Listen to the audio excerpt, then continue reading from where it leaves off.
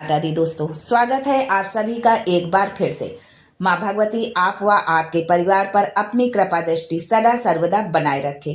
दोस्तों, यदि आप अपनी सभ्यता, संस्कृति, तीज त्योहार, धार्मिक जानकारी, वास्तु एवं ज्योतिष संबंधित उपायों के बारे में जानना चाहते हैं तो चैनल को सब्सक्राइब जरूर करिएगा। दोस्तों, यदि आप भी माता रानी के सच्चे भक्त हैं तो कमेंट्स में जय माता दी जरूर लिखें। माता रानी आपके समस्त कष्टों को दूर करे और आपकी झोली खुशियों से भर दे। माता रानी के नाम पर एक लाइक और सब्सक्राइब तो बनता ही है। दोस्तों, नवरात्र के पावन दिन चल रहे हैं। हिंदू धर्म में नवरात्र के पावन पर्व का बहुत अधिक महत्व होता है। नवरात्र का ये पर्व देश भर में धूमधाम से मनाया जा रहा है। इस दौरान माँ दुर्गा के 9 स्वरूपों की पूजा अर्चना की जाती है। चैत्र प्रतिपदा से ही हिंदू नववर्ष की शुरुआत भी होती है। इस साल चैत्र नवरात्रि की शुरुआत 9 अप्रैल से हुई थी। इसका समापन 17 अप्रैल को होगा। वहीं 16 अप्रैल को जो है दुर्गा अष्टमी मनाई जाएगी और 17 अप्रैल को नवमी तिथि है। नवमी जो है माता सिद्धिदात्री को समर्पित होता है। उस दिन माता सिद्धिदात्री की पूजा की जाती है। नवमी के दिन माँ अम्बे की आराधना के लिए ये दोनों तिथियां बहुत ही महत्वपूर्ण मानी जाती हैं। लेकिन इसके साथ ही कुछ बातों का विशेष ध्यान आपको रखना है। भूल से भी वो गलती आपसे ना हो जाए, आप वो काम ना करें जिससे कि जगदम्बा के क्रोध के पात्र आप बने, माता रानी का कहर आप पर बरसे, माता रानी रुष्ट हो जाए। तो चलिए जान लेते हैं कि वो कौन से काम है जो अष्टमी और नवमी के दिन हमें नहीं करने चाहिए। ये जानने से पहले आपसे रिक्वेस्ट करती हूँ कि वीडियो को लाइक करिएगा, दोस्तों को शेयर कर दीजिएगा और अगर आपने अभी तक चैनल को सब्सक्राइब नहीं किया है तो चैनल को सब्सक्राइब करके बेल आइकन जरूर दबाइएगा। दोस्तों, नवरात्रि में अष्टमी और नवमी दोनों दिन का विशेष महत्व होता है। इन दोनों दिन कन्या पूजन और हवन आदि किए जाते हैं।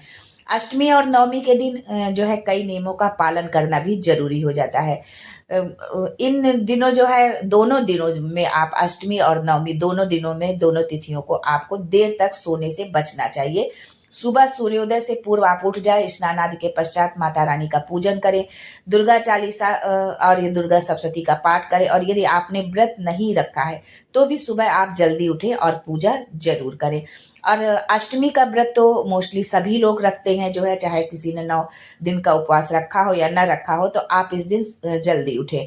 महानवमी के दिन काले रंग के कपड़े ना पहने जो है नवमी वाले दिन, और ना ही अष्टमी के पूजन में किसी भी पूजन में काले रंग के वस्त्र नहीं पहनने चाहिए।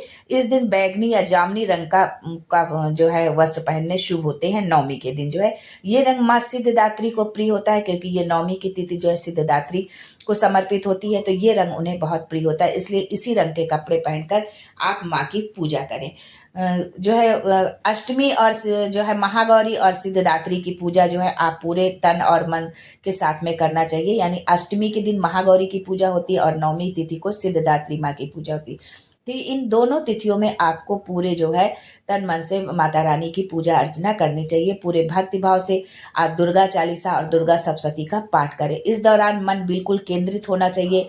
पूजा के दौरान किसी से आप बात न करें, सिर्फ माँ की भक्ति में रम जाएं, माँ के स्वरूप को ही देखें, उसी में आप खो जाए। अधिकतर होता है कि लोग पूजा करेंगे और जो है मोबाइल अपने बगल में रख लेंगे और ध्यान उनका उसमें रहेगा। तो आप ऐसी गलती भूल कर भी ना करें। मोबाइल आप अपने से दूर रखें, साइलेंट में मोबाइल कर दें, जिससे कि अगर किसी का कॉल आता है या कोई मैसेज आता है तो आपका ध्यान भटके नहीं, आपका पूरा ध्यान माँ की भक्ति में केंद्रित होना चाहिए। अष्टमी या फिर महानवमी के दिन हवन पूजन जरूर करना चाहिए। इसके बिना नवरात्र की पूजा पाठ अधूरे माने जाते हैं। किसी के यहाँ हवन जो है अष्टमी के दिन होता है और किसी के यहाँ नवमी के दिन होता है। आपके यहाँ जिस दिन हवन होता है आप उसी दिन करिए, पर करना जरूर है। क्योंकि बिना हवन के, बिना पूर्णाहुति के जो है हमारी पूजा जो हमने अनुष्ठान किया हुआ वो संपन्न नहीं होता है। हवन के दौरान इस बात का आप जो है विशेष ध्यान रखें कि जो हवन सामग्री आप जो आहुति डाल रहे हैं माँ के नाम की, वो कुंड के बाहर ना गिरे। अष्टमी का यदि आपने व्रत रखा है तो नवमी के दिन कन्या पूजन और उन्हें विदा करने के बाद ही व्रत का आप विधिवत पारण करें जो है, इससे माता रानी का आशीर्वाद मिलता है। क्योंकि जब हम माता रानी को भोग लगा देते हैं, माता रानी को भोजन करा देते हैं, उसके पश्चात ही हमें जो है अपने व्रत का पारण करना चाहिए, हमें व्रत को खोलना चाहिए। दोस्तों, नवमी के दिन कोई भी नया काम करने की मनाही होती है। जो है मान्यताओं के मुताबिक नवमी की तिथि जो है खाली तिथि मानी जाती है। मतलब ये है कि इस दिन किए गए कार्यों में सफलता नहीं मिलती। तो आप नवमी के दिन यदि कोई कार्य करना चाहते हैं, ये सोच के कि नवरात्र के दिन चल रहे हैं, तो नवमी के दिन आपको कोई भी काम नया काम आपको कोई नहीं शुरू करना है। नवमी के दिन जो है आप लौकी का सेवन जो है ना करें। जो है अक्सर क्या होता है कि लोग व्रत यदि रखते हैं या नहीं भी तो लौकी की सब्जी बना ली या लौकी की खीर हलवा कुछ भी बना लेते हैं। तो आप नवमी के दिन जो है लौकी का सेवन ना करें। अगर आपने अष्टमी का व्रत रखा है तो नवमी के दिन ही आप जो है जब आप पारण करें नवमी के दिन तो हलवा पूरी चना जो भी आपने कन्याओं को खिलाया है उससे ही आप व्रत का पारण करें। और यदि अष्टमी के दिन आपके यहाँ अष्टमी की पूजा होती है हलवा पूरी या जो भी माता रानी को भोग लगता है तो अष्टमी के दिन आप उसी से आप अपना व्रत खोलें।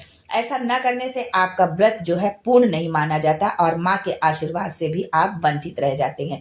तो यदि आप माता रानी की कृपा चाहते हैं तो आप इन नियमों का पालन जरूर करें।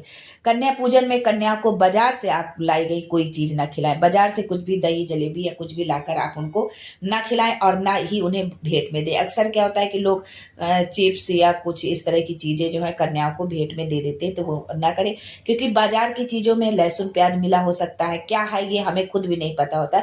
इसलिए आप बाजार की इस तरह की कोई चीज ना भेंट करें जिसमें कि कुछ मिला होने की संभावना होती है। और उन्हें घर पर ही आप जो है भोजन बनाकर उनको कराएं। जो कन्याएं खाना पसंद करती हैं उनको जो है सात्विक भोजन बिना लहसुन प्याज का जो है बना हुआ भोजन आपको कन्याओं को कराना चाहिए। घर पर भी आप जो भोजन बनाए उसमें लहसुन प्याज का प्रयोग बिल्कुल भी ना करें।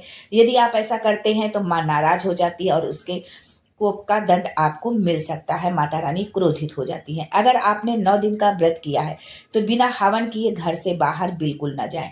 अब बात कर लेते हैं कि व्रत खोलने के सही तरीके के बारे में कि व्रत खोलने का सही तरीका क्या है।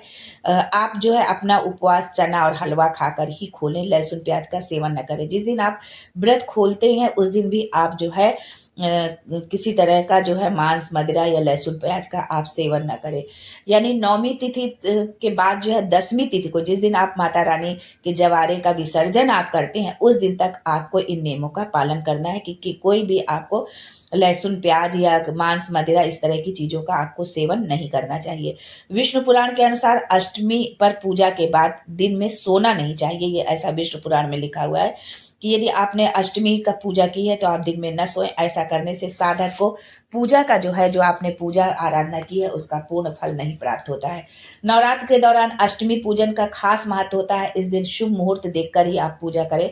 मुहूर्त खत्म होने के बाद पूजा का फिर कोई महत्व नहीं रह जाता है। अष्टमी के दिन नारियल खाना निषेध है। यानी अष्टमी के दिन हम नारियल गोला चढ़ा तो सकते हैं लेकिन इसको जो है खाना नहीं चाहिए क्योंकि इसके खाने से बुद्धि का नाश होता है। आज के लिए बस इतना ही दोस्तों, मिलते हैं अगले वीडियो में एक नई जानकारी के साथ। तब तक के लिए जय Mata Di and thanks for watching my video.